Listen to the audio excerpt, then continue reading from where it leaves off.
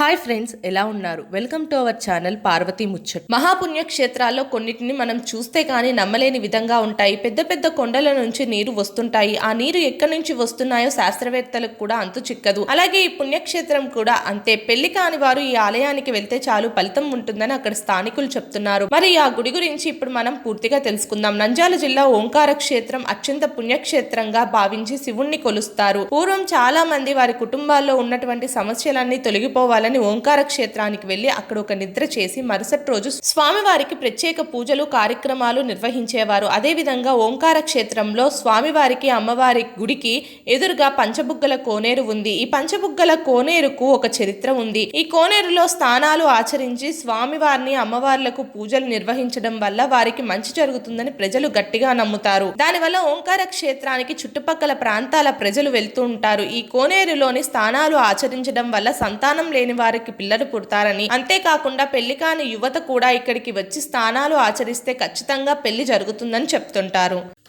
మా వీడియోస్ కనుక మీకు నచ్చినట్టయితే మా ఛానల్ని లైక్ చేయండి, షేర్ చేయండి, అలాగే సబ్స్క్రైబ్ చేసుకోవడం మాత్రం అస్సలు మర్చిపోకండి. మరిన్ని ఇలాంటి వీడియోస్ కోసం మా ఛానల్ని ఫాలో అవ్వండి.